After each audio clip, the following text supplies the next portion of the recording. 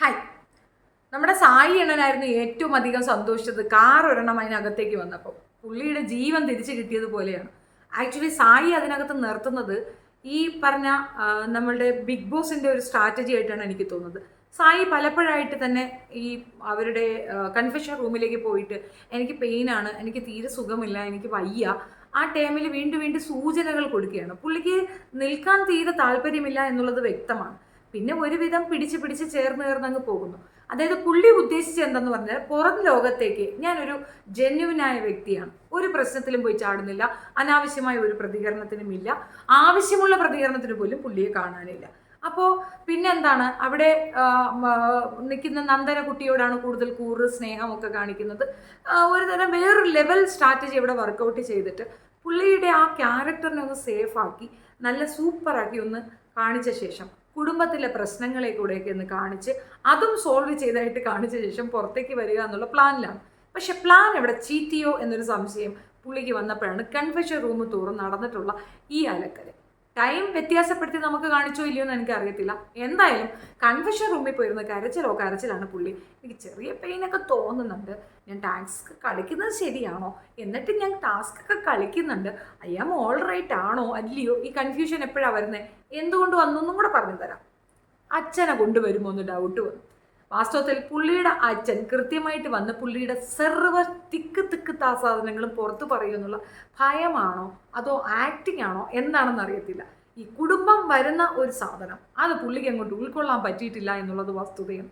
കൃത്യമായിട്ട് എനിക്ക് അങ്ങനെയാണ് ഫീൽ ചെയ്തത്. കാറ് വന്നപ്പോൾ തൊട്ടൊരു വെപ്രാളോ വീട്ടിൽ നിന്നാണോ എന്നുള്ളൊരു ടെൻഷനും ഒക്കെ വന്നിട്ടുണ്ട്.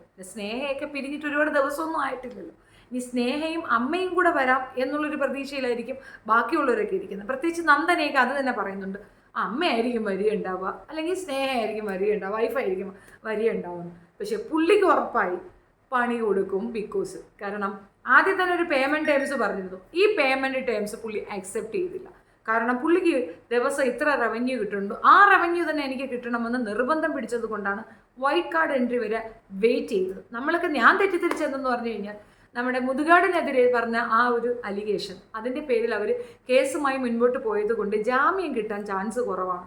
ഇനി അങ്ങനെ ഒരു കേസ് ഉണ്ടെങ്കിൽ അതിൽ പാർട്ടിസിപ്പേറ്റ് ചെയ്യുന്ന സമയത്ത് അതും കൊണ്ട് അവർ ഇറങ്ങിക്കഴിഞ്ഞാൽ ഇയാൾക്ക് വല്ലാത്തൊരു നാണക്കേട് ഉണ്ടാവും. ഹ്യൂമിലിയേറ്റ് ആകാതിരിക്കാൻ വേണ്ടി അതിൻ്റെ ഒരു നീക്കുപോക്കൊക്കെ നോക്കിയ ശേഷം വെയിറ്റ് ചെയ്യുന്നതായിട്ടാണ് എനിക്ക് ഫീൽ ചെയ്തിട്ടുണ്ടായിരുന്നത്. വാസ്തവത്തിൽ അതൊന്നുമില്ല. പേയ്മെൻറ്റ് ടേംസിൽ ഇവർ തമ്മിൽ നടന്നൊരു കശപിശ. കൃത്യം പറഞ്ഞ പേയ്മെൻറ്റ് കൊടുത്ത് ഇങ്ങേരെ അതിനകത്ത് കൊണ്ടുപോയപ്പോൾ ഇങ്ങേരുടെ ഒരു ഐഡൻറ്റിറ്റി ക്ലിയർ ആക്കാൻ വേണ്ടിയിട്ടാണ് അതിനകത്ത് ഡ്രാമ കളിച്ചതെന്ന് തിരിച്ചറിവിൽ സായിക്കിട്ടൊരു മറുപണി കൊടുക്കാൻ വേണ്ടി അച്ഛനെ തന്നെ കൊണ്ടുവരും എന്നുള്ള കാര്യം ഇയാൾക്ക് കത്തിയിട്ടുണ്ട്. സായിക്ക് എന്തായാലും നല്ല കത്തിയിട്ടുണ്ട്. അച്ഛൻ വന്നു കഴിഞ്ഞാൽ പണി വാലും വെള്ളത്തിൽ കിട്ടും എന്നുള്ള ഭയം കൊണ്ടാണ് സായി ഈ ഡ്രാമയും പേക്കൂത്തും ഒക്കെ അതിനകത്ത് കാണിക്കുന്നത്. എനിക്ക് മനസ്സിലായി. ഇനി ഒരു കാര്യമുണ്ട്, കാറ് കണ്ടപ്പോൾ അവനിക്ക് ശ്വാസം വേണം. എന്താ വെപ്രാളം, ഓടി അതിനകത്തോട്ട് കയറിയിരുന്നു കൊണ്ട് റിവ്യൂ പറഞ്ഞാലോ എന്തൊരു വെപ്രാളം, എന്തൊരു കാറ് കണ്ടപ്പോൾ മൊത്തത്തിൽ എല്ലാവരും വിചാരിച്ചത് അങ്ങനെ തന്നെയല്ലേ. സായിയുടെ ബന്ധുക്കൾ കാറും കൊണ്ട് വന്നിട്ട് കാറിനകത്ത് സായിയെ കയറ്റി ഇരുത്തി ഒന്ന് റിവ്യൂ നടത്തും എന്നല്ലേ വിചാരിച്ചത്. ഇനി ഇയാൾ റിവ്യൂ എന്നും പറഞ്ഞുകൊണ്ടാണ് ഇറങ്ങിയ മടൽ വെട്ടി അടിക്കണമെന്നാണ് എനിക്ക് പറയാനുള്ളത്. മുൻപ് പറഞ്ഞ ഒരെണ്ണം ഞാൻ കൊണ്ടുവന്ന് കേൾപ്പിച്ചതാണല്ലോ. അതായത് ഈ പറയുന്ന പ്രിവിലേജ് അനുഭവിക്കാനായിട്ട് അതിനകത്ത് പോയി നിൽക്കേണ്ട കാര്യമില്ല. അവിടെ ആകെ 2 പേഷ്യൻസ് ആണുള്ളത്.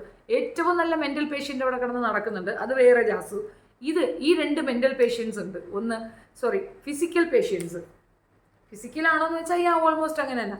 ഒരാൾക്ക് നട്ടലിൻ്റെ ഭാഗത്ത് എന്തോന്നാ വാഴപ്പിണ്ടിയാണെന്നും വേറൊരുത്തൻ്റെ വാതുറക്കാൻ വയ്യാത്ത കണക്ക് തുന്നി കെട്ടിക്കൊണ്ട് അതും അങ്ങനെ. ഒരാളുടെ അസുഖം കളിയാക്കുന്നതല്ല, ബട്ട് സ്റ്റിൽ ഈ 2 പ്രിവിലേജ് ഉപയോഗിക്കാനാണ് അതിനകത്ത് പോയതെങ്കിൽ വേണ്ടാന്ന് വെക്കാന്നുള്ള മാന്യതയുണ്ടല്ലോ. ഓപ്പണായിട്ടങ്ങ് പറഞ്ഞാൽ പോരെ. വാങ്ങിയ കാശ് തിരിച്ചു കൊടുക്കണം സായി, എന്നിട്ട് വീട്ടിലേക്ക് പോരുക, പഴയതുപോലെ കാറിനകത്ത് കയറിയിരുന്ന് അമരാവതം പറയുക. ഞങ്ങൾ എന്തായാലും നിന്നെ കട്ട വെയിറ്റിംഗ് ആണ്, നീ ഒന്ന് പുറത്തിറങ്ങി കിട്ടിയാൽ മതി എന്നാണ് ഇപ്പോഴത്തെ ആഗ്രഹം. എന്തായാലും കപ്പ് നിനക്ക് തരുമോയെന്നും സംശയമുണ്ട്. കാരണം ബിഗ് ബോസ് എന്ന് പറയുന്നത് പ്രെഡിക്റ്റ് ചെയ്യാൻ പറ്റുന്ന ഒരു സാധനമല്ലെന്ന് ഇപ്പം ഞങ്ങൾക്ക് മനസ്സിലായി തുടങ്ങിയിട്ടുണ്ട്. ചിലപ്പോൾ നീയും അവരും തമ്മിലുള്ള എഗ്രിമെൻറ്റ് നിനക്ക് തന്നെ തന്നാലും തന്നു വിശ്വസിക്കാൻ പറ്റൂലോ. ഇപ്പോൾ ലോകത്തെ ഏറ്റവും നല്ല വ്യക്തിയായി മാറിയിരിക്കുന്ന നീ തന്നെയല്ലേ. സായിയാണ് ഇപ്പോൾ ഏറ്റവും നല്ല വ്യക്തി, നമ്മളത് അംഗീകരിച്ചു കൊടുക്കണം. നല്ല വ്യക്തിയാകാനും നല്ല വ്യക്തിത്വമായി മാറാനും ഉപകരിക്കുന്ന ഒരു സ്ഥലം ഏതാണെന്ന് ചോദിച്ചാൽ ബിഗ് ബോസ്, പ്രത്യേകിച്ച് സീസൺ 6. എല്ലായിടത്തും പോയി ന്യൂട്രലിൽ നിൽക്കുക, സീക്രട്ടുകൾ പുറത്തേക്ക് വിടുക, അങ്ങനെ ഒരു കലാപരിപാടിയുമായി നിൽക്കുന്ന സീക്രട്ട് ഏജൻറ്റ്. മറന്നുപോയി, പുള്ളി സീക്രട്ട് ഏജൻറ്റ് ആവത്തില്ല, സായി കൃഷ്ണയായിട്ടായിരിക്കും തിരിച്ചു വരിക എന്നാണ്. അപ്പോൾ ചാനലിലും മാറ്റിപ്പിടുത്തങ്ങൾ ഉണ്ടായിരിക്കുമെന്ന് മനസ്സിലാകുന്നു. കാത്തിരുന്ന് കളി കാണാം. എന്നാലും ആ കാർ അവിടെ ഇട്ടിട്ട് പോകേണ്ടതായിരുന്നു. അത് മര്യാദയായിരുന്നു. കാർ എടുത്തുകൊണ്ട് പോയെങ്കിൽ ഇത് ശരിയായിട്ടില്ല. ഒരു കാർ അവിടെ ഇട്ട് കൊടുക്കണം ബോസേ. ചുമ്മാ നമുക്ക് നേരം പോകുമല്ലോ. കാണാം.